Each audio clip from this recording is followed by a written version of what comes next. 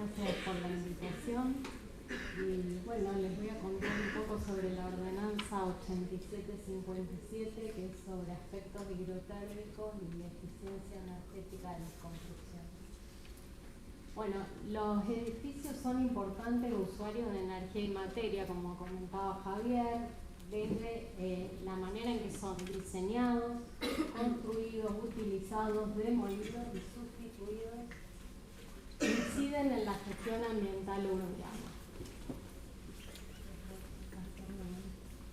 Bueno, se entiende que un proceso es ambientalmente eficiente cuando se utilizan menos recursos para lograr un mismo objetivo o cuando se logran más objetivos con los mismos o menos recursos. Bueno, la utilización de la energía incide y tiene impactos climáticos. En la ciudad de Rosario tenemos aumento de temperatura media, incremento de las precipitaciones medias anuales, tormentas tropicales, olas de frío, olas de calor, todo esto incide en el clima. Bueno, y dentro del inventario de gases de efecto invernadero de la ciudad de Rosario, esto lo facilitó la Subsecretaría de Ambiente de la Municipalidad de Rosario, la energía es el principal sector de emisión de gases de efecto invernadero. En relación al consumo de energía, el sector residencial también es uno de los más importantes, con un 25% a nivel nacional. Bueno, yendo a la normativa de eficiencia energética, en la Argentina está la ley en Buenos Aires, la 13.059, desde el año 2003, que fue reglamentada en el 2010, pero todavía no se aplica de manera efectiva. Únicamente en Ciudad de Buenos Aires se pide una declaración jurada para el permiso de edificación y nada más. En Rosario, en cambio, tenemos la ordenanza sobre aspectos hidrotérmicos desde el año 2011 que regula el comportamiento térmico de los edificios.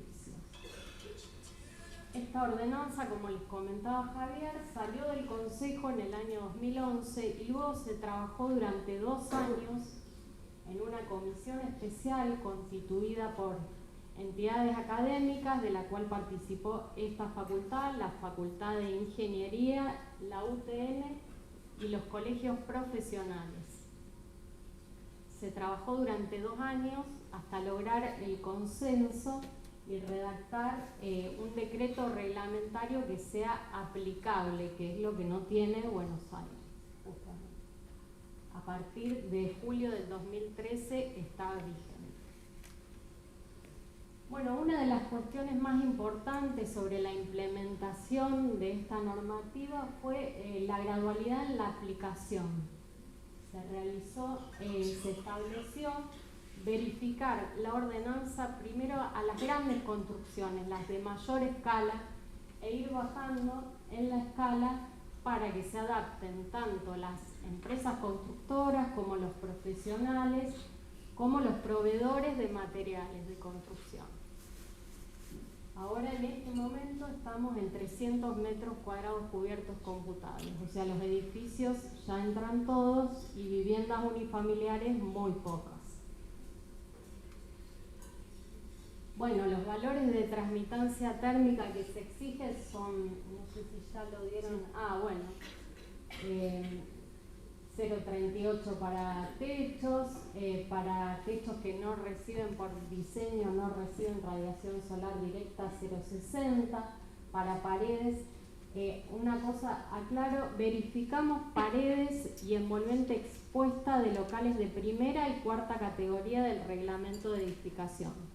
En la ordenanza figuraba también la verificación de paredes a locales no acondicionados, por ejemplo en un edificio de paredes a palieres o a circulaciones, pero únicamente se resolvió en el decreto verificar envolvente expuesta. Para ventanas, bueno, que no superen el 60%, 2,8. Para... no dieron.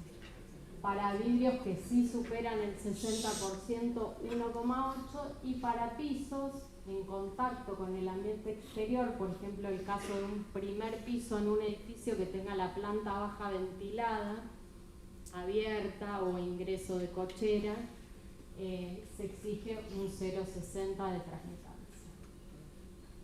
Bueno, estos son algunos de los ejemplos de techos. La aislación térmica que más se utiliza es el poliestireno expandido o la lana de vidrio. En paredes se utiliza o el doble muro o el hormigón celular curado, o también, bueno, ahora está el nuevo ladrillo de bloque cerámico de 20 centímetros con 7 cámaras. Estos son imágenes de obras que hemos ido a verificar, y las condensaciones se verifica la adecuada posición de la barrera de vapor, que debe estar del lado interior del aislante térmico para que funcione. Lo aclaro porque es un error que nos presentan mucho los profesionales. Como barrera de vapor puede servir un film o la pintura asfáltica. Bueno, dentro de los vidriados verificamos el factor de exposición solar según la orientación. Acá tenemos el cuadrante y también tenemos los valores que se verifican. El más exigente es el este y el oeste, que ahora con las últimas tolerancias estamos en 0,39, el norte 0,45, bueno, para el sur no hay exigencia porque no hay incidencia de radiación, y para techos 0,25. Ahí aparece el ladrillo. Esta es una de las adaptaciones que tuvo el mercado a lo largo de estos años. Nosotros en el 2013, cuando arrancamos con la normativa, había una marca de hormigón celular curado, Retac. Ahora hay 4 marcas en el mercado, y el ladrillo este de 20 centímetros de 7 cámaras tampoco existía. Se fue diseñando también para cumplir con la normativa. Todavía el problema lo tenemos con los vidrios, a pesar de que BASA, que es el mayor proveedor de vidrios, triplicó su capacidad productiva, construyó un nuevo horno, pero como Rosario es la única ciudad que tiene esta exigencia, todavía ellos fabrican vidrios, pero laminados, templados, no con las prestaciones energéticas que exigimos nosotros, sin protección solar. Por ejemplo, un vidrio con un factor de exposición solar de 0,39 o con una transmitancia de 1,8. Esos vidrios todavía son importados. Bueno, a lo largo de todo este tiempo, esta comisión especial que les comentábamos al principio siguió trabajando y estableciendo tolerancias también para adaptarse a lo que había en el mercado y a los profesionales. Entonces, por ejemplo, se pasó de transmitancia de 2,8 en ventanas a 2,9 para que puedan seguir utilizando la carpintería línea Módena con cámara de aire de 9 milímetros, porque para llegar al 2,8 necesitamos una cámara de aire de 12 milímetros. Todas estas fueron adaptaciones que fuimos teniendo a lo largo de los años con los distintos decretos. También los locales comerciales nos pasaba que para que puedan tener una visibilidad, para que se pueda ver la vidriera, también fuimos bajando el factor de exposición solar. Esto que les comentaba al principio, que según proyecto hay techos que no reciben radiación solar directa, entonces el valor de transmitancia es menor. Que en un inicio el valor de transmitancia era el mismo para todos los techos, 0,38.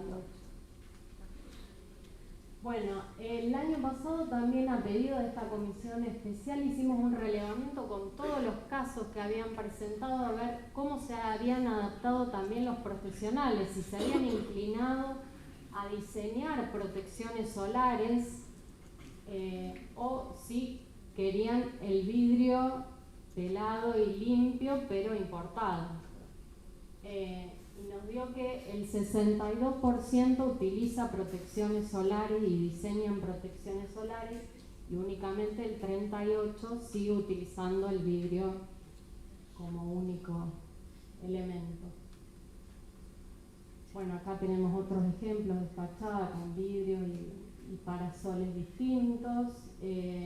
Otro decreto reglamentario también para facilitar el acceso a los distintos vidrios.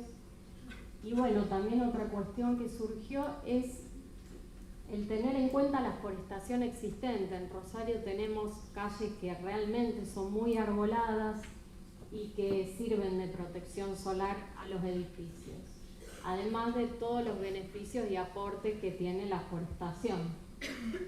Entonces, a partir de ahora se tiene en cuenta la forestación, pero se hace una inspección con personal idóneo que verifica el porte del árbol, el estado fitosanitario del árbol, la especie, la altura, y en base a eso se verifica si cumple con la función de protección solar o no. Bueno, nosotros dentro del trámite, además de presentar los detalles constructivos, las planillas de transmitancia térmica, ¿eso lo dieron también? Bueno, además de las planillas, los geometrales y los detalles constructivos, eso lo presentan antes del permiso de edificación en la oficina. Una vez que tienen el permiso de edificación, nos avisan durante la ejecución de la obra y vamos e inspeccionamos que tengan las aislaciones que declararon en el permiso. Entonces verificamos la adecuada posición de la barrera de vapor, verificamos las aislaciones y por último verificamos los vidrios y protecciones solares para el final de obra. Es un requisito para el final. Bueno, estos son distintos casos de inspecciones y de edificios que hemos ido a relevar y a controlar. Que además del control, lo que hacemos es un asesoramiento y acompañamiento para que realmente se cumpla la ordenanza. A nosotros no nos interesa que no cumplan y paguen una multa, sino que realmente se aplique la ordenanza para obtener los beneficios que ella tiene. Bueno, acá en esta tabla pueden ver la cantidad de casos, cómo fue subiendo en relación a los metros cuadrados que les comentaba al principio. Como pueden ver, el primer año solo tuvimos 5 casos y luego fue subiendo la cantidad de construcciones. Por ejemplo, un edificio entre medianeras de 6 pisos tiene entre 1.000 y 2.000 metros cuadrados cubiertos, que es lo que más se construye. Por eso ahí ven el salto en el cuarto año y bueno, ahora estamos en 300 metros cuadrados. Vamos a ver si en algún momento podemos bajar esa verificación, pero ahora estamos ahí. Bueno, este es un plano de la ciudad con los casos, por supuesto el centro es el que más, y con un poco para el noroeste. Se puede ver. Bueno, los beneficios de la ordenanza son varios, lo que pasa que es muy difícil visibilizarlos. Tenemos, bueno, obviamente una disminución en el consumo de energía. El CEA ha hecho un trabajo y tiene un 38% de disminución de consumo de energía para calefacción.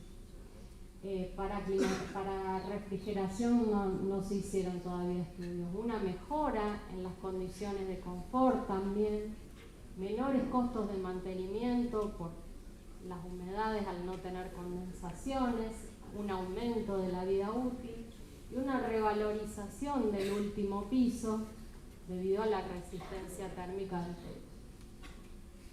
Bueno, la eficiencia energética es la única fuente que tenemos en abundancia y es una responsabilidad de los proyectistas hacerlo posible.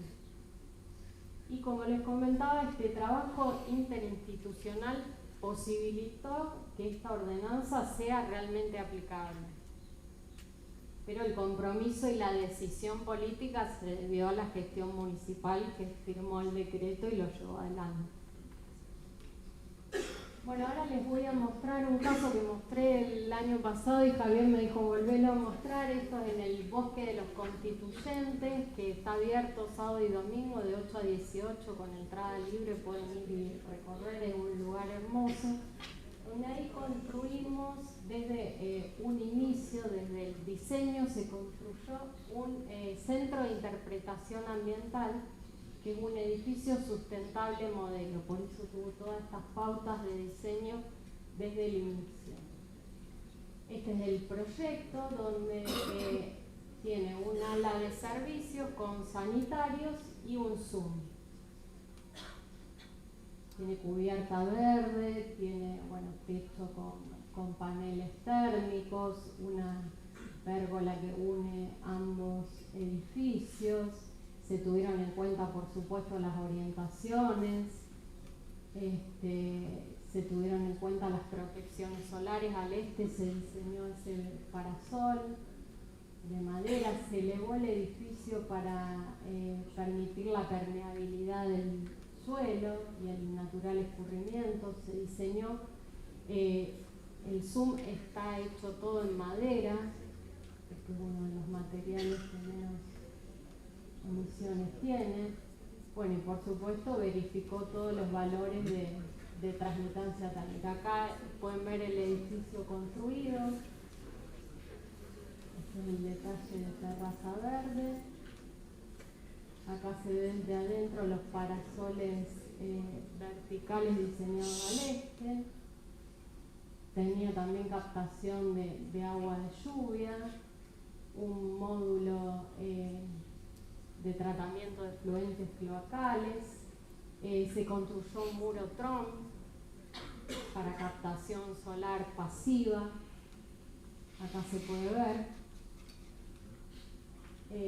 Se habían diseñado también colectores solares para agua caliente sanitaria, que creo que finalmente no se pusieron, pero sí se pusieron los paneles fotovoltaicos para la generación de energía eléctrica. Bueno, acá se puede ver el edificio construido, el hormelito. Bueno, muchas gracias, los dejo con Natalia.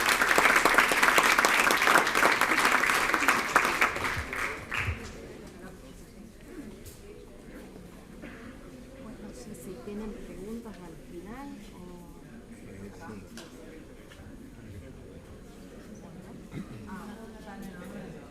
Si tienen preguntas para hacer, las vamos a hacer al final de las dos exposiciones. Y otra cosa, los que han llegado después que tomamos lista la asistencia, Hugo tiene la planilla para colocar la asistencia.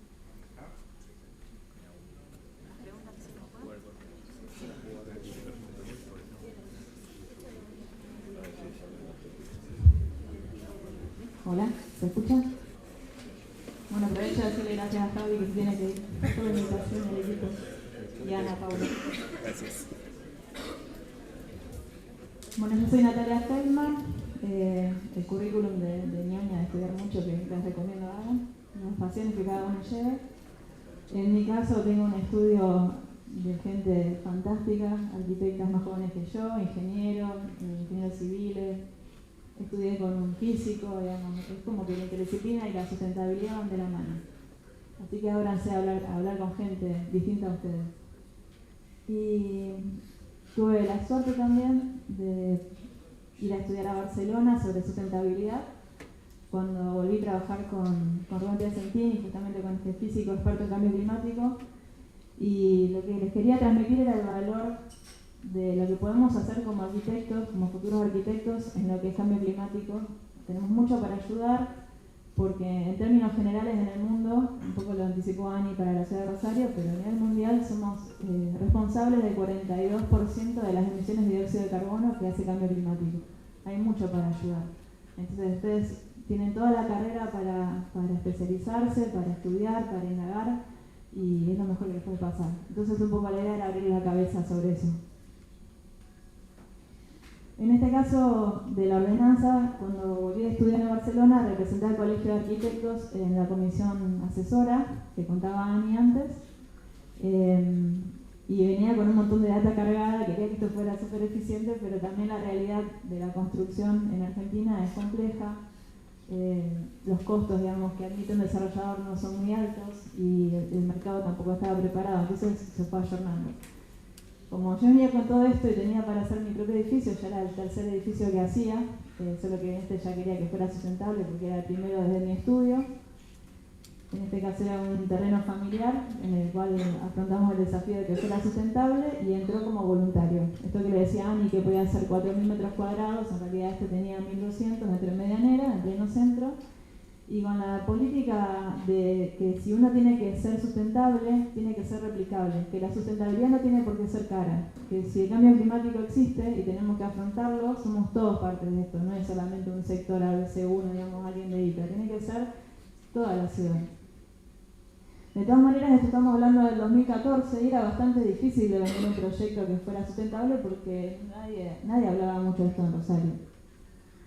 Así que trabajamos con una empresa comunicadora a ver qué parámetros, digamos, cómo aplicábamos los parámetros que habíamos desarrollado con Piacentini, digamos, con el experto en cambio climático, para que esto pudiera ser responsable y rentable, las dos cosas.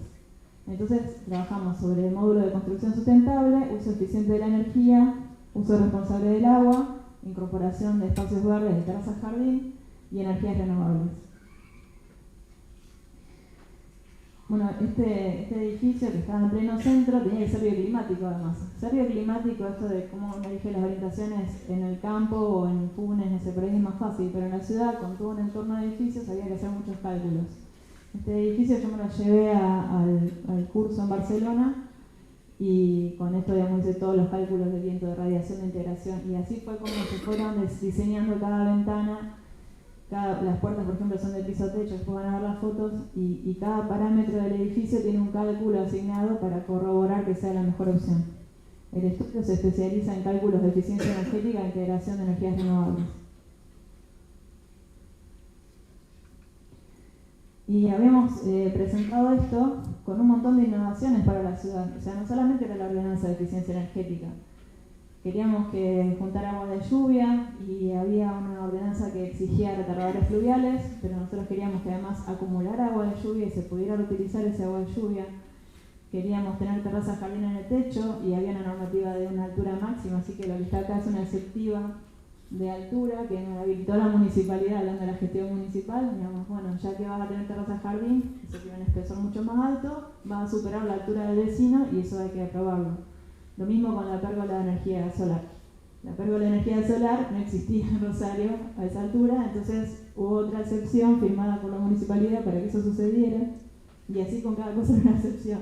Así que piensen en la parte social de lo que les toca como arquitectos si quieren hacer una modificación para la ciudad.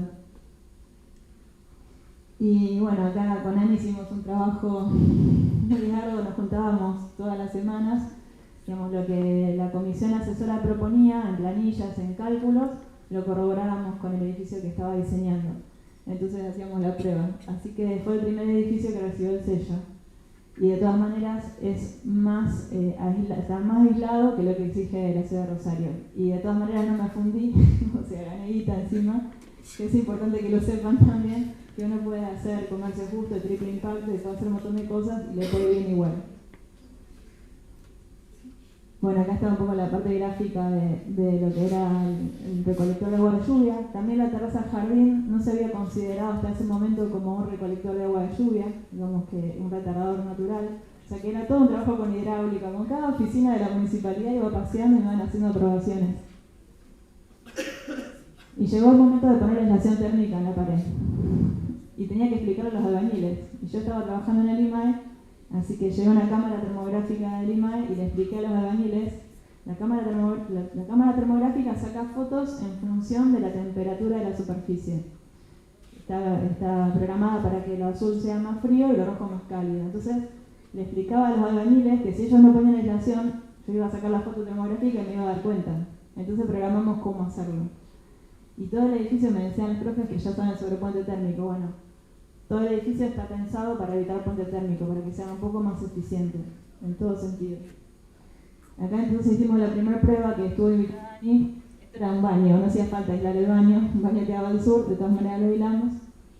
Y todo el edificio tiene como doble capa de aislación térmica cruzada para evitar puente térmico. Y probamos la barrera a vapor con pintura asfáltica. Eran todos ensayos, porque esto no existía, digamos.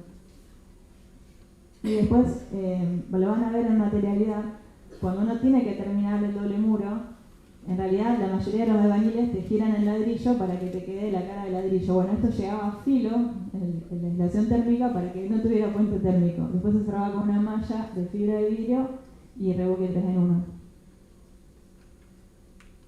Esto es la fachada y contrafachada del edificio. La intención era mostrar que aunque estuvieran 2 departamentos, esto después se dividía, no tiene puente térmico, o sea, de piso a techo y de medianera a medianera es una placa continua de aislación térmica.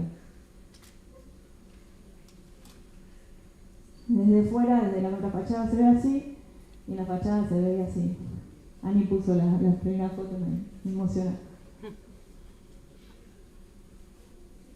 Y esta era la medianera, también o sea, todo tenía el doble de aislación térmica que exigía la municipalidad, así. Pero todo se pudo hacer.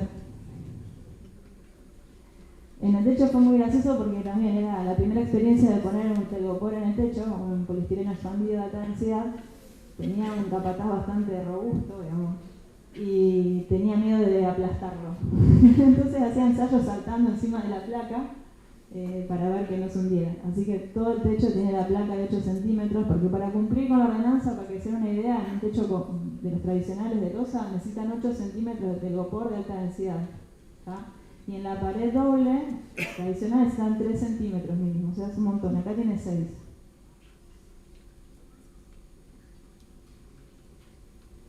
Y después, en la planta baja, esto todavía no era parte de la normativa, también tiene aislación térmica, porque hay una patología asociada a la falta de aislación en el primer piso, cuando abajo tienen la temperatura exterior, en invierno hace frío, y adentro en el primer piso está muy calefaccionado, es muy normal, o más de normal de lo que debería ser, que se levante la placa de cerámico del primer piso. Entonces, eso es por diferencia de temperatura, así que también tenía aislado eso. Y todas las ventanas, la de la cocina, la del dormitorio, digamos que no tuviera que cumplir con la cocina, igual tenía doble vidrio hermético, un poco lo que contaba Ani, era línea Módena, porque también era como lo que se conseguía a buen precio, con doble vidrio hermético y estos postigones por el exterior, que la verdad salieron carísimos, salió más caro el postigón que el yeso de la obra, porque había que diseñarlo también. Tengo la suerte que mi hijo es ingeniero mecánico y me ayudó con toda la parte de sistemas. Bueno, no está acá mostrado en el caso, pero bueno, también este edificio tenemos el reciclado de agua de lluvia, que primero riega selectivamente la terraza jardín y tiene un sensor de lluvia. Cuando eso sucede, digamos, cuando no hay más agua de lluvia, usa el agua potable del tanque y todo eso después se recicla en la planta baja para regar todo lo que son los jardines. Y también trabajamos en triple impacto, todos los materiales que del edificio iban a ser desperdicio, los gestionamos y pudimos reducir 2/3 de la basura del edificio. O sea, es un montón. Pasaban los cartoneros, yo tenía como 5 teléfonos de cartoneros agendados, iba llamando y entonces pasaban y la gente de obra le entregaba eso. Los escombros se reciclaron, el telgopor que quedó de recorte se recicló, el hierro que quedó se recicló, un montón de volumen de obra que se pudo reciclar. Después en el 2016, Aercom, que es una empresa que trabaja con grupos de electrógenos, capaz que van al Super La Gallega o en varios lados van a ver que están los equipos de ellos, de grupos de electrógenos, iban a pasar parte de su planta a fotovoltaica. Nos contratan para hacer su edificio de oficinas que está en Pellegrini y Cuyen. Hicimos el proyecto con una filosofía que tiene el estudio de que se llaman edificios de energía casi nula, que son edificios que consumen muy poca energía y que la energía que consumen en promedio anual está producida por sus propios paneles solares. ¿Está? Pero para eso tiene que ser muy eficiente el edificio, entonces está totalmente calculado de manera que tiene el doble de espesor que lo que exige la ordenanza. La propuesta del estudio era que tuviera los paneles solares, térmicos y fotovoltaicos. Después tiene todos los, como es una zona que es compleja, digamos, en cuanto a seguridad, las rejas las diseñamos para que además fueran protecciones solares. Todo eso va calculado. Toda la aislación, ahora le voy a mostrar una imagen del proyecto que es toda continua, no tiene puente térmico. Recuperamos agua de lluvia, tiene un tanque hermoso en la planta baja. Y bueno, está diseñado bioclimáticamente, o sea, está mucho más abierto al norte, el oeste está totalmente cerrado. El sur está protegido mucho más en la parte de eficiencia, digamos, de lo que son las ventanas, para que no tenga, digamos, le falta radiación también. La falta de radiación también hace que haya que proteger al sur. Cambiamos el diseño de las rejas y al este pusimos estos parasoles verticales con un balcón. Creo que lo más interesante para mostrarles es que no solamente cumple con la ordenanza, sino que además va a un nivel, digamos, de estándar europeo de carbono neutralidad. Esto es uno de los cálculos que hicimos de normas IRAM para el envolvente. Ustedes lo empezaron a ver ya por lo que me dijeron los profes. El edificio es nivel A de piso, techo y paredes. Tiene una aislación enorme y está cuidado todo el tema de condensación, como les decía Ani, que es re importante.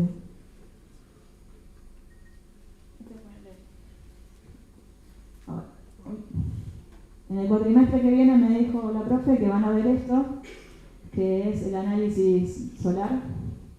Y bueno, nosotros usamos distintos software con el archivo de clima de Rosario, de la ciudad que nos toca analizar, y hacemos todos los cálculos de manera por software.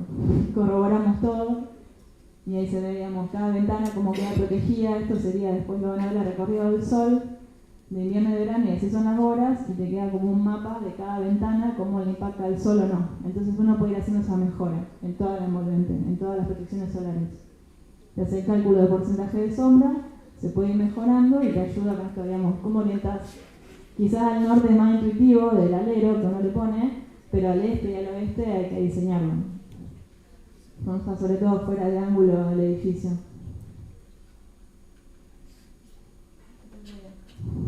Este es otro software que usamos en el estudio. Se llama Design Builder y es un software de simulación dinámica. Esto es un poco más de avanzada todavía, es como una maqueta uno en uno del edificio con todas las características térmicas del edificio, todas las actividades, tipo de iluminación, etc. Y te devuelve el consumo de energía promedio que tiene el edificio por metro cuadrado. Son cálculos también internacionales y con esto se sabe la eficiencia del edificio. Para que tengan una idea, digamos, mostrar una interfase gráfica de los software por si les interesa. El edificio consume 4 veces menos que un estándar de oficina tradicional de Rosario. Ahí se pone, bueno, se está definiendo el tipo de material, la transmitancia de cada material, todo eso lo calcula el software. También carga a la energía medida del material, que es algo que está bueno que se pongan a estudiar, que es parte de cómo se usa la energía para producir cada material y cómo se recicla después, si se quiere. Estos son los cálculos que te da y te da mucha información sobre cómo, digamos, cada parte del edificio cómo se comporta, cuánta radiación está ingresando por ventana, cuánto por pared, cuánto impacta la eficiencia o no del sistema de iluminación, si uno lo motiza, si no. Piensa en todo lo que tienen para trabajar en materialidad ahora. Este es otro cálculo que hacemos con Dialux, que es de iluminación artificial. Uno de los parámetros que exige cualquier norma de arquitectura sustentable, de cualquier certificación, es la iluminación. No solamente que cumpla con la RT, la necesidad de iluminancia en el plano de trabajo, ¿eso también lo dieron? ¿De iluminación ya hablaron? Bueno, tiene que tener una norma, digamos, de cuánto se ilumina. Además, le calculamos cuántos watts por metro cuadrado se necesita para esa iluminación. Entonces el software te devuelve una propuesta de diseño eficiente de la iluminación según la luminaria que quiera el proyectista o el cliente. En ese caso después se rehace la maqueta virtual con la iluminación y cómo quedaría, con los defectos de la iluminación.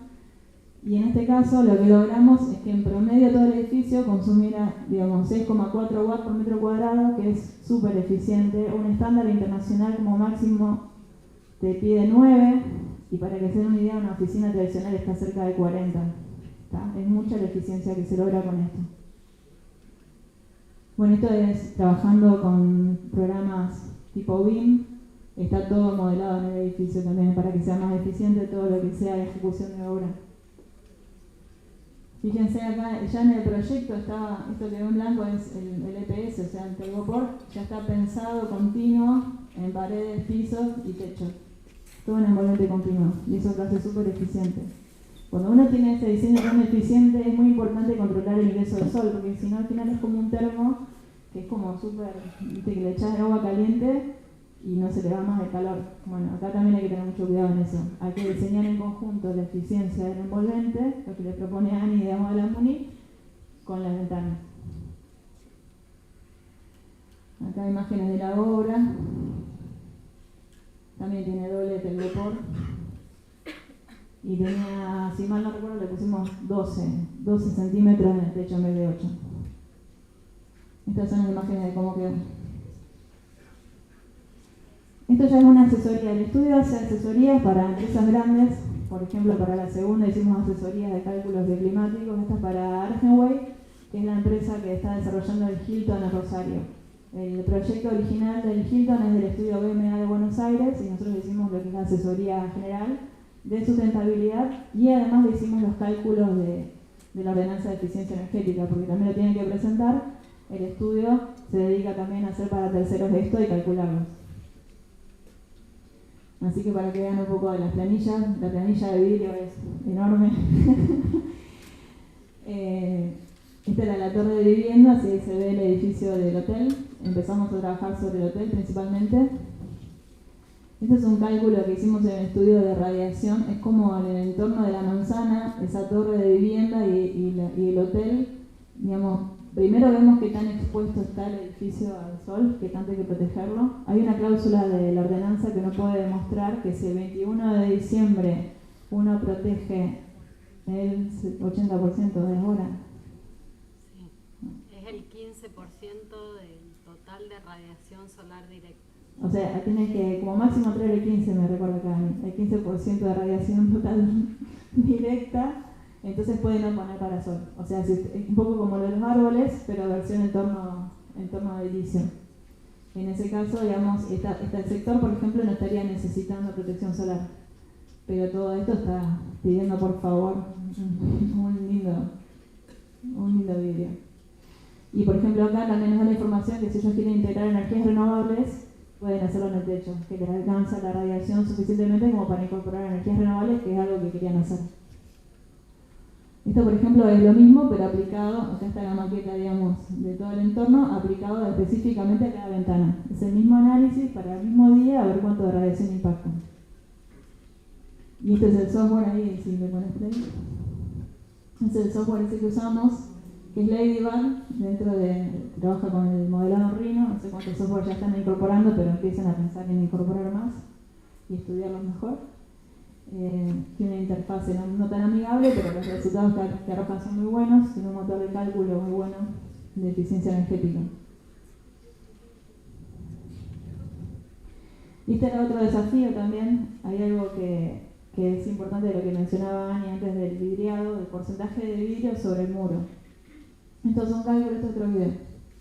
Es un cálculo de parametrización, se llama, como diseño paramétrico, donde le explicábamos al arquitecto proyectista, la torre estaba pensada como 100% vidriada, ¿está? No importaba si le pusieras un re buen vidrio, como decía Ani, de los de Basa, igual consume un montón de energía, porque el mejor vidrio de Argentina equivale más o menos a un doble muro o un macizo de 30, pero no es algo súper eficiente respecto a un muro. Entonces, si uno va cambiando el porcentaje de vidrio sobre el muro, va mejorando la eficiencia. Pero ¿en cuánto? Entonces, con el software se parametriza. Si vos tuvieras, no importa tanto la posición, sí la orientación, pero no importa si uno deja el 60% de vidrio sobre el muro y tenés 40 abajo, 40 arriba del muro, es una herramienta para el diseño. Entonces, hicimos como un cálculo de parámetros, a eso es del índice de radiación planta. Hicimos un cálculo de parámetros de cuánto consumiría si el edificio en vez de tener 100% de vidrio, tiene 80% de vidrio, tiene 60% de vidrio, tiene 40% de vidrio, para que el proyectista pueda ver si ponía en vez del 100 el 60%, se ahorraba un 30% de consumo de energía en refrigeración y calefacción, lo cual es un montón solamente por un diseño más ajustado del vidrio. Y esto así para cerrar y para contarles muy rápido también, respecto a lo que es cumplir con la ordenanza. En este caso es una rehabilitación que nos tocaba hacer de un edificio existente en calle San Lorenzo y Callao. Este era el edificio con todo el entorno y analizábamos las sombras. El edificio tenía 2 pisos y se podía hacer 3. Entonces, la idea era un edificio de los años 70, 70 y algo, era hacer una propuesta de que justo se podía hacer ese piso más, proponer si de las dos torres que tenía el edificio, adelante o atrás, digamos, se hacía como una terraza común y al otro lado se construía, esa construcción, el edificio se ponía como un fideicomiso y con la guita de venta de eso podían pagar las mejoras de la envolvente para cumplir con la ordenanza. Entonces hicimos ese cálculo, cuánto saldría eso, o sea que era para la parte que estaba expuesta de cubiertas y de muros, las ventanas cumplían porque eran chicas y yo tenía persianas. Esto es la cámara termográfica, una foto con la cámara termográfica, acá pueden ver, fíjense dónde está la estructura, se nota perfecto. Esto era lo que le decía a los albañiles que yo me iba a dar cuenta. Y la evaluación, bueno, del diseño original del techo y la mejora con una aislación por encima y los costos de esto. Entonces, con cada análisis de costos, después hicimos el etiquetado. Nosotros somos etiquetadores también, aunque todavía no esté en vigencia, pero ya va a entrar pronto. Entonces era interesante ver que el último piso tenía como un ahorro del 66% de consumo de calefacción, porque estaba aislado con la mejora. Entonces también está bueno realmente ver que ahora que empezaba a elevarse el costo de energía, que el ahorro es real, digamos, que la inversión en la aislación térmica es relativamente baja frente al ahorro de energía que se consigue. Bueno, y acá eran distintos tipos de opciones para la venta. Bueno, muchas gracias.